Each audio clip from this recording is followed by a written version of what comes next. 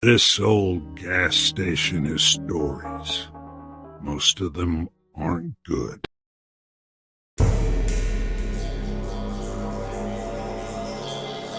Tonight's story is about a night shift worker who thought he was completely alone. He wasn't.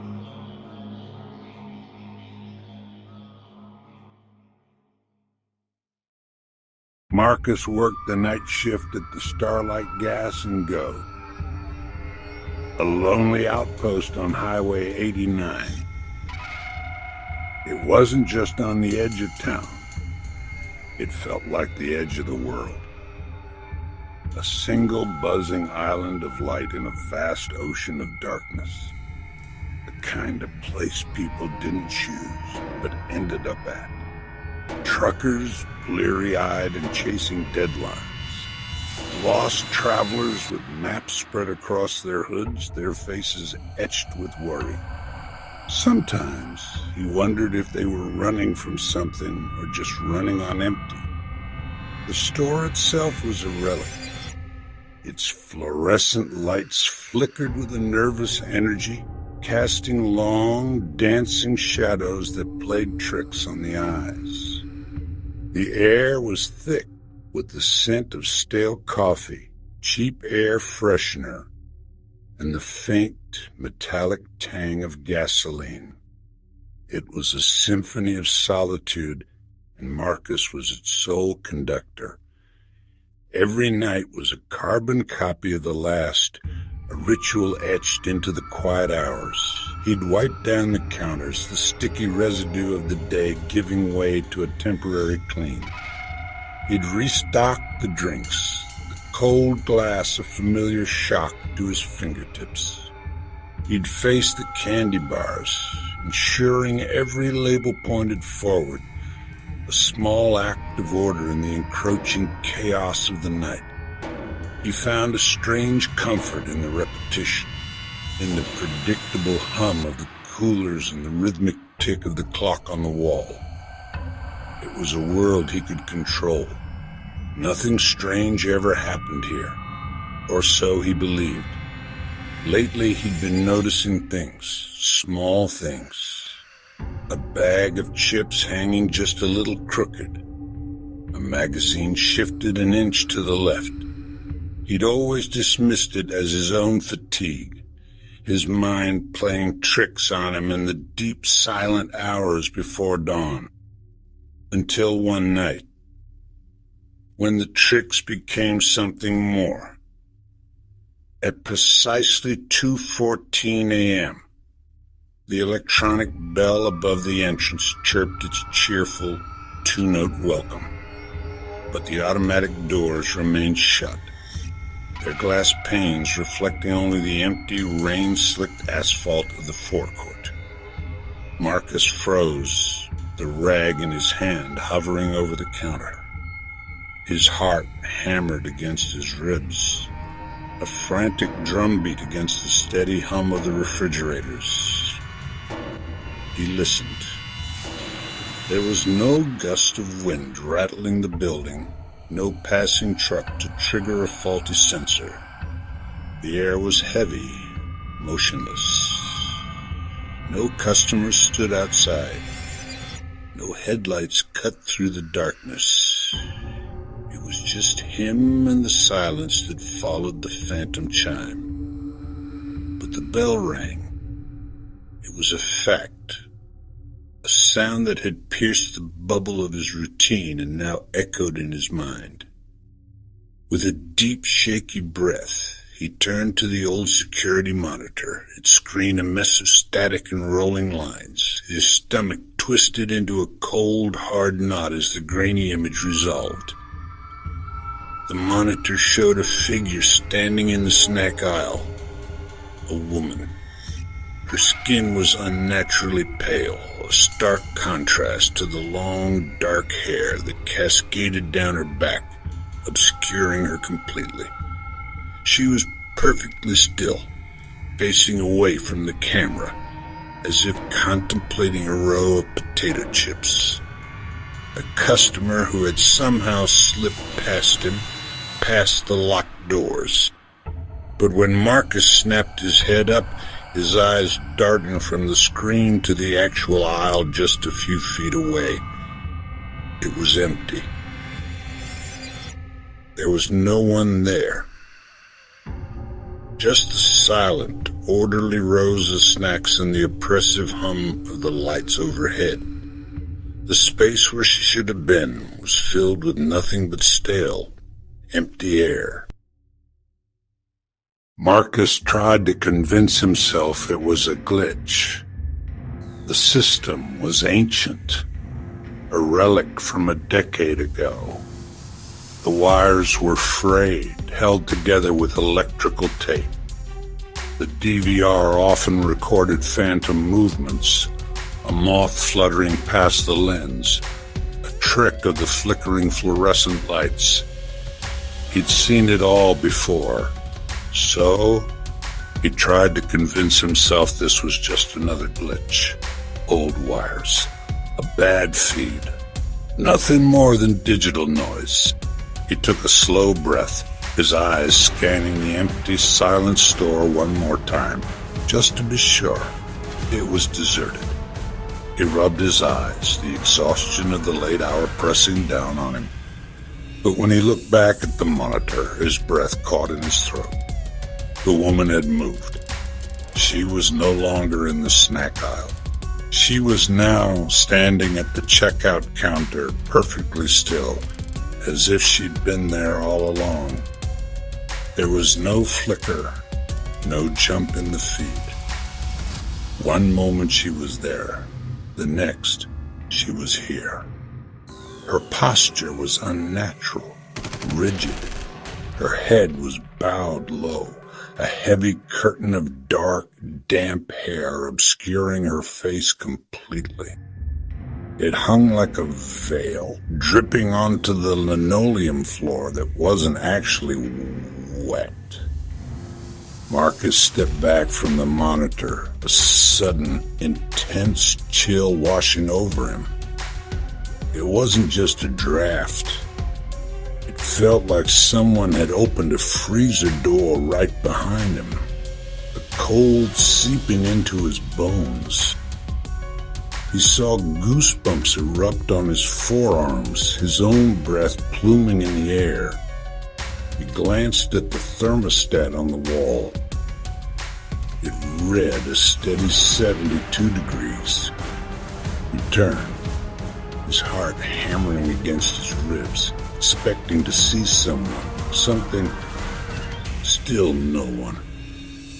The store was just as empty as before, bathed in the sterile hum of the fluorescent lights. The silence felt heavier now, charged with a new, terrifying energy. His gaze snapped back to the screen. Then the woman on the camera began to move. Slowly, unnaturally, she lifted her head. But her face was a distorted smear of pixels, a vortex of digital noise, as if the camera itself refused to resolve her features, deeming them too terrible to record. Through the blur, only one feature was clear, her mouth, a dark, gaping void, and it was moving, forming words he couldn't hear. She was whispering. A desperate curiosity overrode his fear. What was she saying?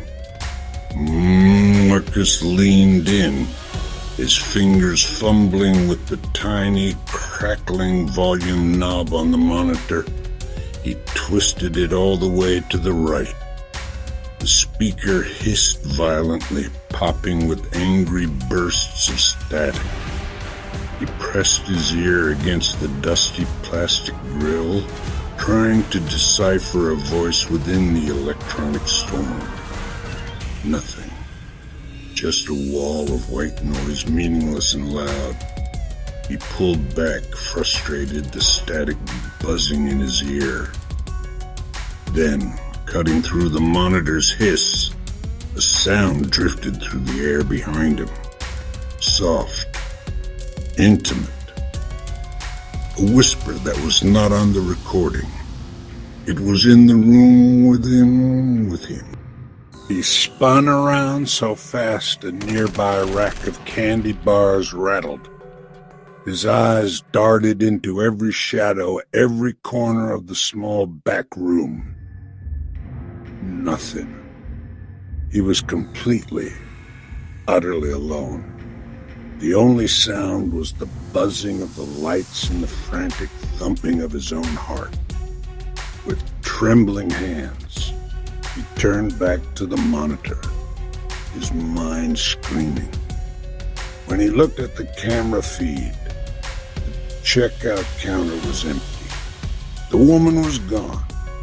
The image was crisp, clear, and perfectly still, as if she had never been there at all. The chilling silence of the gas station pressed in on Marcus, thick and suffocating. He needed to hear a sane voice to ground himself in reality. With a trembling hand, he picked up the old corded phone on the desk and dialed the only number he could think of, his manager, Mr. Harlan. The line clicked, then rang once, twice, before a groggy, irritated voice answered. Quit joking. You know the rule. Don't call unless the store's burning down. Marcus tried to explain, his voice cracking. Mr. Harlan, you don't understand. There was a woman on the cameras. She just vanished. A heavy sigh crackled through the receiver, followed by a sharp, dismissive tone. Harlan wasn't listening. He was warning. I don't pay you to see things, kid. I pay you to watch the pumps. Now listen to me, and listen good. Keep the customer file closed. We don't need another incident. The line went dead, leaving only the hum of the dial tone. Marcus blinked, the manager's words echoing in the empty room. Customer file? He had never heard of it. Another incident? The words dripped with a history he was never told about. A history that was being deliberately hidden. Unease curdled into a cold, sharp curiosity. He had to know. He went to the back office, a small, windowless room that smelled of stale coffee and dust. He started with the main filing cabinet, but found only invoices and employee schedules. Then his eyes fell upon the old metal desk in the corner. The one Harlan had told him was just for storage. The bottom drawer was locked. After a moment of wrestling with it, the lock gave way with a groan of protesting metal. Inside, sitting alone, was a dusty manila folder. Stamped across the front in faded red ink were the words, "Do not open." Marcus shouldn't have opened. Every instinct screamed at him to close the drawer and forget what he'd seen. But the image of the woman on the monitor was burned into his mind. Fear made him reckless. He lifted the folder out, the brittle paper cool against his fingertips. Inside were yellowed newspaper clippings. The first was dated almost exactly 10 years ago. The headline read, "Local woman missing after late-night stop."